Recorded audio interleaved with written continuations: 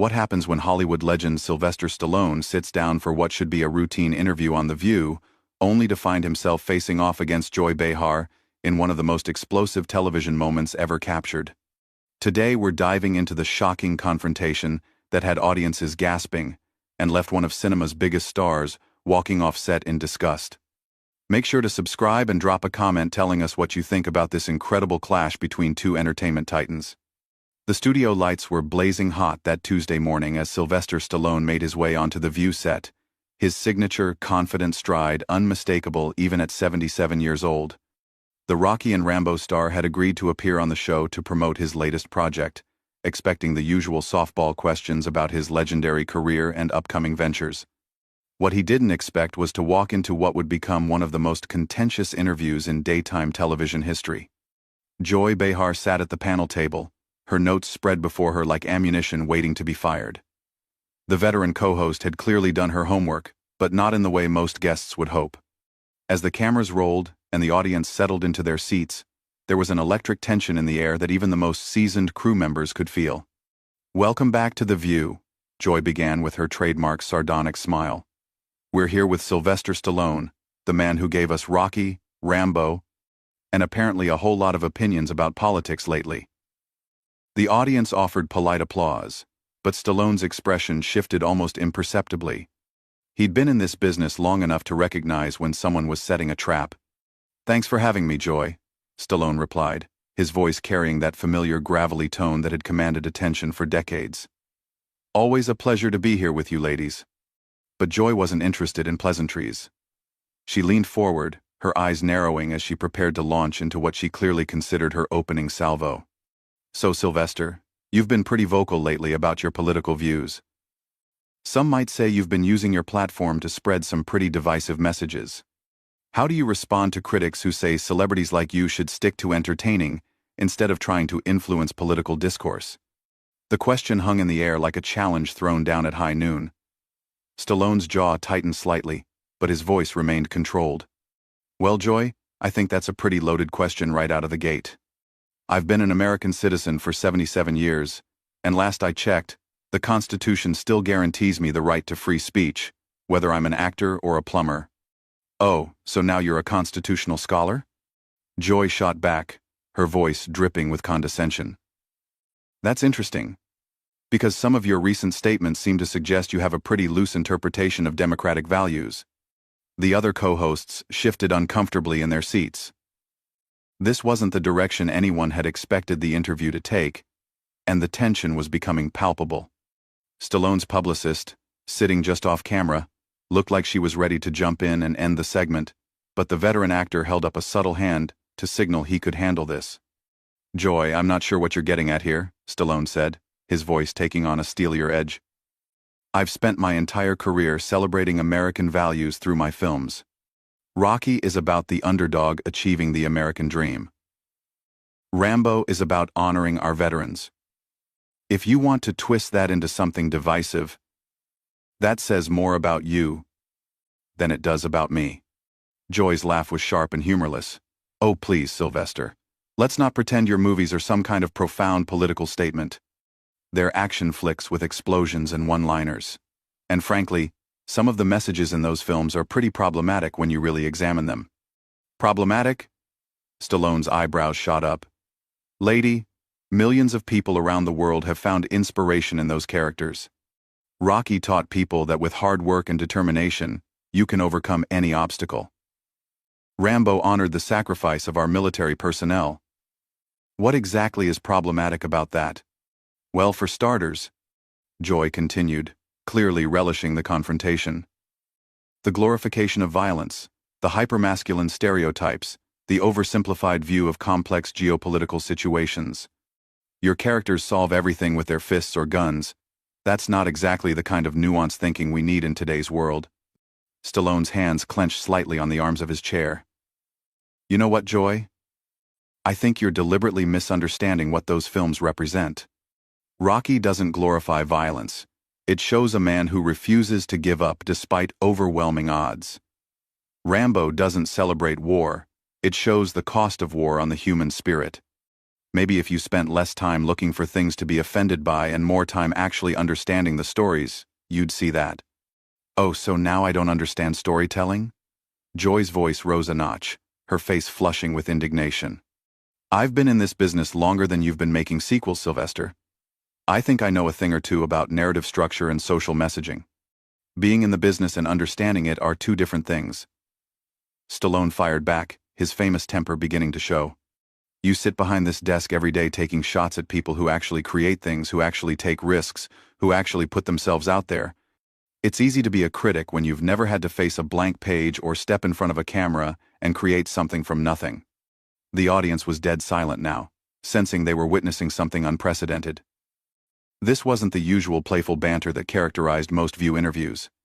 This was a genuine clash of personalities and worldviews, and it was escalating by the minute. Joy leaned back in her chair, a smug smile playing at her lips. That's rich, coming from someone who's basically been playing the same character for 40 years. Rocky, Rambo, they're all just variations on the same theme, aren't they? The angry, violent man who solves problems with brute force. Is that really the kind of role model you want to be putting out there? Stallone's face darkened. You know what your problem is, Joy? You've never understood what it means to fight for something. You've never had to overcome real adversity, never had to prove yourself when everyone counted you out. You sit up there in your ivory tower, protected by your privilege and your platform, and you tear down people who actually know what struggle looks like. Excuse me? Joy's voice cracked like a whip. You want to talk about privilege? You're a multimillionaire movie star who spent decades playing tough guy fantasies for teenage boys. Don't lecture me about struggle when you haven't lived in the real world for 40 years. The confrontation was reaching a boiling point, and everyone in the studio could feel it.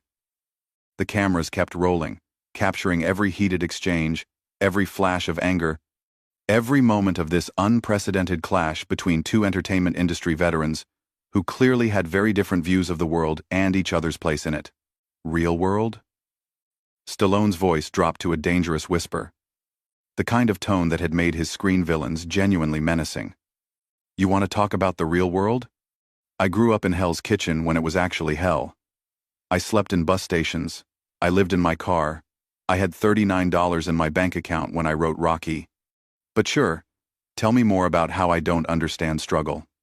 Joy waved her hand dismissively, as if swatting away his words like annoying flies. Oh, here we go with the rags to riches story again. Yes, we've all heard about your difficult childhood, Sylvester, but that was 50 years ago. What have you done lately besides cashing checks and making the same movie over and over again? The other co-hosts were exchanging worried glances now, clearly uncomfortable with the direction Joy was taking this interview. Whoopi Goldberg attempted to jump in with a diplomatic comment, but Joy cut her off with a sharp look that said she wasn't finished. You know what I think? Joy continued, her voice taking on a particularly nasty edge. I think you've been coasting on that underdog story for decades, milking it for sympathy while you live in your mansion and collect your millions. The real Sylvester Stallone disappeared a long time ago, replaced by this manufactured persona of the working-class hero. Stallone's eyes flashed with genuine anger now. Lady, you don't know the first thing about me or what I've been through. You sit there in your designer clothes, with your guaranteed paycheck, surrounded by people who tell you how wonderful you are, and you think you have the right to judge how I've lived my life? I have the right to judge what you put out into the world. Joy shot back, her voice rising to match his intensity. And what you've put out is a steady stream of mindless violence wrapped up in patriotic rhetoric. You've made a fortune selling young men the fantasy that they can solve their problems by punching people. That's not what those movies are about, and you know it, Stallone growled, his famous temper now fully unleashed. Rocky is about perseverance. About getting back up when life knocks you down. Rambo is about the forgotten veterans who gave everything for their country and got nothing in return. If you can't see the humanity in those stories, that's your failure, not mine. Joy leaned forward aggressively, her eyes gleaming with malicious satisfaction. Humanity? Really? Let's talk about humanity, Sylvester. Let's talk about how your movies have contributed to a culture of toxic masculinity, how they've taught generations of men that the only way to be respected is through violence and aggression. You're twisting everything I've ever done, Stallone said, his voice tight with controlled rage. You're taking decades of work, stories that have inspired millions of people, and you're reducing them to some kind of toxic propaganda. That's not criticism, that's character assassination. Oh, I'm sorry, Joy said with mock sympathy. Am I hurting your feelings? Are you going to cry about it? Maybe throw a tantrum like one of your characters would do? The condescension in her voice was unmistakable, and it hit Stallone like a physical blow. His face flushed red with anger and embarrassment. You know what, Joy? This is exactly why people can't stand you. You're not interested in having a conversation or understanding different perspectives. You just want to tear people down to make yourself feel superior. People can't stand me? Joy's laugh was sharp and bitter. That's rich. Coming from someone whose last few movies went straight to streaming, because nobody wanted to see them in theaters. At least I still have a job that people actually watch. The personal attack landed exactly as Joy had intended. Stallone's jaw clenched so tight, the muscles stood out like cords. You want to talk about my career? Fine. I've been making movies for 5 decades. I've created characters that have become part of American culture. I've employed thousands of people, inspired millions more. What have you done besides sit behind this desk and throw stones?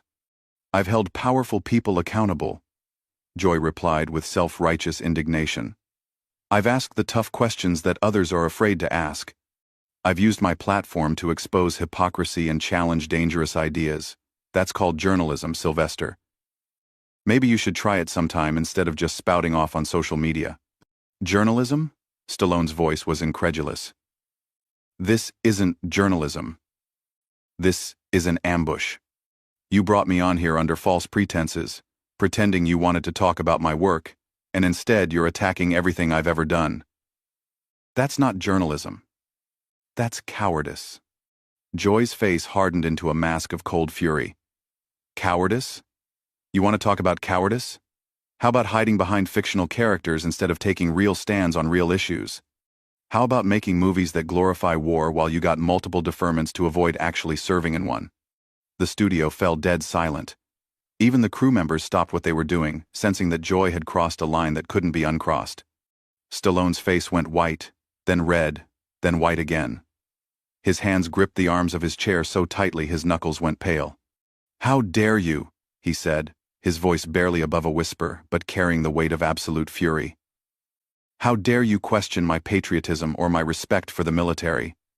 Those deferments were for medical reasons, and even if they weren't, I've spent my entire career honoring the sacrifice of our service members. Oh, medical reasons, Joy said with a sneer. How convenient. Just like your tough guy act is convenient when you're making millions from it, but disappears when real courage is required. You have no idea what real courage looks like, Stallone fired back, his voice rising to match her aggression. Real courage is putting yourself out there, creating something from nothing, taking risks that could destroy your career. Real courage is standing up for what you believe in, even when people like you try to tear you down. Joy's smile was cold and calculating. Is that what you call it? Standing up for what you believe in? Because from where I sit, it looks more like an aging action star desperately trying to stay relevant by pandering to the worst impulses of his fanbase. And from where I sit, Stallone shot back, it looks like a bitter, washed-up comedian who never made it as a real entertainer, so she has to make her living destroying other people's reputations. The exchange was spiraling completely out of control now, with both participants throwing increasingly personal attacks at each other. The other co-hosts looked helpless, unsure how to intervene in what had become a full-scale war of words. The audience sat in stunned silence, watching 2 entertainment industry veterans tear each other apart on live television. Joy's face was flushed with anger and what looked like genuine hatred. At least I'm not a has-been living off past glories making the same tired movies for an audience that's moved on without you. When was the last time you made anything that mattered, Sylvester? When was the last time you contributed something meaningful to the culture, instead of just recycling the same violent fantasies? Stallone was breathing heavily now, his legendary temper pushed to its absolute limit. You want to know what matters? Giving people hope. Showing them that no matter how hard life gets, they can keep fighting. That's what my movies do, and that's something you'll never understand because you've never created anything that inspired anyone. Inspired? Joy's voice cracked with incredulous laughter. You call mindless violence inspiring? You call hyper-masculine revenge fantasies inspiring? The only thing you've inspired is a generation of men who think they can solve their problems with their fists. The confrontation had reached a fever pitch, with both participants red-faced and trembling with rage. The cameras kept rolling, capturing every moment of this unprecedented meltdown that would soon become one of the most talked-about television moments in recent memory. "You know what your real problem is, Joy?" Stallone said, his voice now deadly calm in a way that was somehow more menacing than his earlier anger. "You're jealous. You're jealous that I created something lasting, something that will be remembered long after you're gone. You're jealous that people actually care about the characters I brought to life." Joy's eyes blazed with fury at the accusation. Jealous? Of what? Of being a washed-up musclehead who peaked in the 70s? Of being so desperate for relevance that you'll align yourself with any cause that keeps you in the headlines? Please, Sylvester. The only thing I'm jealous of is your ability to fool people into thinking you're something more than a mediocre actor with good marketing. Mediocre actor? Stallone's voice rose dangerously. I've been nominated for Academy Awards. I've created iconic characters that have influenced popular culture for decades. I've built a career that's lasted 50 years. What have you done besides sit behind this desk and tear down people who actually accomplish things? I've built a career on truth-telling. Joy shot back, her voice dripping with self-righteousness. I've spent decades calling out phonies and hypocrites like you. I've used my platform to expose the kind of dangerous thinking that your movies promote. Dangerous thinking? Stallone laughed bitterly. You want to talk about dangerous thinking? How about the toxic cynicism you spread every single day? How about the way you poison every conversation with your negativity and hatred? At least my movies give people something to aspire to. Joy's face twisted into a mask of contempt. Aspire to what? Violence? Revenge? The idea that might makes right? Your movies are recruitment videos for toxic masculinity, and you're too arrogant or too stupid to see it. That's it, Stallone said, his voice cutting through the tension like a blade. I'm done with this. I came here to have a professional conversation about my work, and instead you've spent the last 20 minutes attacking everything I've ever done, everything I believe in, everything I stand for. Oh, are we hitting too close to home? Joy taunted, clearly enjoying his discomfort. Are we pulling back the curtain on the great Sylvester Stallone and showing what's really underneath? A scared little boy who never grew up, who spent his whole life playing dress-up and pretending to be tough. Stallone's face went white with rage. You don't know anything about me, lady. You don't know what I've been through, what I've overcome, what I've sacrificed to get where I am. You sit there in your little bubble, protected by your network and your lawyers, and you think you can psychoanalyze me? I don't need to psychoanalyze you, Joy said with a cruel smile. It's all right there on the surface. An insecure man who's built his entire identity around playing pretend tough guys because he never learned how to be a real man. The insult hung in the air like a physical blow. Stallone's hands trembled with barely contained rage as he stared at Joy with pure hatred in his eyes. A real man? You want to talk about real men? A real man doesn't hide behind a desk throwing stones at people who are actually out there creating things, building things, inspiring people. A real man doesn't make his living tearing other people down. And a real man doesn't throw a tantrum when someone challenges his precious ego. Joy fired back, her voice rising to match his intensity. A real man can handle criticism without falling apart like a house of cards. Criticism? Stallone's voice was incredulous. This isn't criticism. This is a character assassination. You've twisted everything I've ever said, everything I've ever done, into some kind of toxic propaganda. You've attacked my patriotism, my character, my intelligence, my manhood. That's not journalism. That's a hit job. Joy leaned back in her chair with a satisfied smirk. If you can't handle the heat, Sylvester, maybe you should get out of the kitchen. This is what happens when you put yourself out there in the public eye. People are going to judge you, and sometimes that judgment isn't going to be favorable. Judge me? Stallone's voice cracked with emotion. You're not judging me. You're destroying me. You're taking a lifetime of work, a lifetime of trying to inspire people and give them hope, And you're turning it into something ugly and hateful. I'm not turning it into anything, Joy said coldly. I'm just pointing out what was always there. The violence, the simplistic worldview, the dangerous messages wrapped up in patriotic rhetoric. You created this monster, Sylvester. I'm just holding up a mirror. You know what? Stallone said, his voice suddenly quiet and controlled. I've heard enough. I've listened to you attack my work, my beliefs, my character, my integrity. I've sat here and let you tear apart everything I've spent my life building. But I'm not going to sit here and let you destroy my legacy on live television.